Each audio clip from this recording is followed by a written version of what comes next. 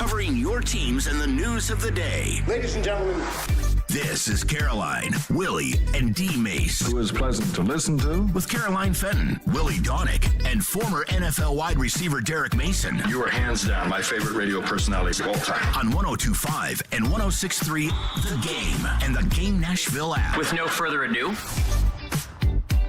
And Willy, D-Mase, 102.5, 106.3, The Game, and the Game Nashville app. We are live from the Hiller Plumbing, Heating, Cooling, and Electrical Game Studios, which today is Pete and Terry's Tavern at Bridgestone Arena.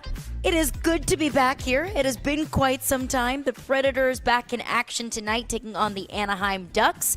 Puck drop is at 7 o'clock. We'll have all of your pregame coverage starting right here on 102.5 and 106.3. The game starting at 6 p.m.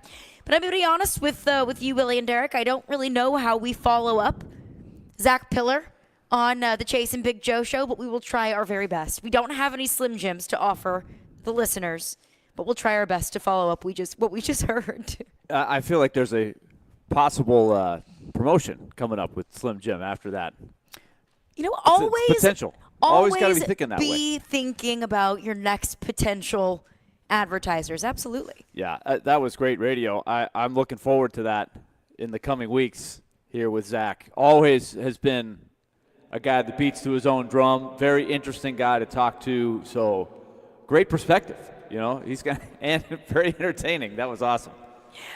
He guessed 3,000 for one of the celebrity birthdays. That was a interesting guess. I'm going to say, was he far off? I'm going to guess. He was a little off. Just a little off. Yeah, unless you were guessing Yoda, unless it was Yoda's birthday. Right, yeah. Or somebody from, the BC era, perhaps. That might be more spot on, from ancient Rome.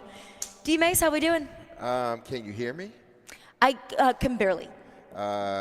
We have some technical difficulties. Well, here we're with having the trouble hearing each other. headphones. I think we're going out on the air fine. Good, okay. But it's odd. It's awkward to talk when I can't hear y'all. And I can't even hear myself, really. But you make do with what you got, and you move on. But this is becoming frustrating, extremely frustrating for me. But with that being said, Zach. I love Zach. I really. You know what Zach said, and Zach and I are going to have to sit down and have a long, funny, heart-to-heart talk. Because every time I see Zach, we give the pleasantries and we give the hug, and Zach's a big teddy bear. Yeah. Zach's a big teddy bear. But I wouldn't want to make that teddy bear mad, I tell you that. But Zach's a big teddy bear. But every time in the conversation, Zach, it doesn't matter if it's at the beginning of the conversation or right at the end of the conversation, Zach says, "But you didn't retire as a Titan." And I'm like, I had to say to Zach, and I don't think Zach heard me yesterday because he was walking upstairs. I said, "Zach," or I didn't hear his response. I said, "Zach, did you retire a Titan?" I don't know what his response was, but I can tell you, I believe I know what his response was or what his response should have been. He should have said, "No, I didn't either." But pot called kettle black. But he approaches me, and I understand why, and I know sometimes he's just making fun with it. But I want to tell Zach, listen, Zach, I guess it was my choice, but it wasn't my choice.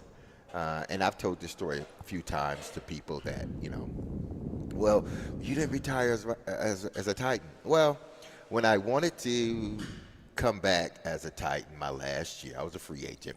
Mind you, even at the age of 35, I think I was, my numbers were better than all of the receivers. And Nate, I don't think Nate was there just yet, or he might have been.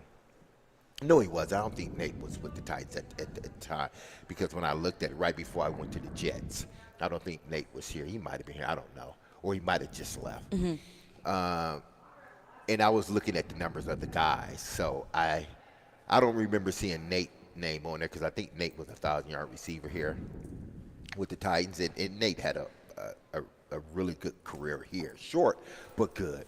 I looked at it and said, my numbers, even at 35, 36, are better than the other guys' numbers that you have on your team, that you are going to proceed with. And I think Wisenhunt was the coach at the time. I think it was Wisenhunt, or it might have been was it Mike Munchak, or they just was transitioning to Mike from Wisenhunt, however that thing went. But the GM at the time, I think it was Reinfeldt, one of those, and they just kept making these excuses. Like, just tell me you don't want, well, we got to sign Chris Johnson. And I'm thinking, like, I don't want that much money. I just want to be able to retire, in the city that I started with. My family's there, so I just want to be able to play my last year there, have my son and my daughter watch me. Now they're of age, watch me with the team that I started with. And they basically said no. So I'm like, all right, cool. When I went to retire, everybody was gone that I knew. Floyd was gone, Jeff was gone, coaching staff was totally different. People in the front, the owner wasn't even really, I don't think Bud was there at the time. I think Bud had passed away by then. So Tommy Smith, I think. Tommy was there. So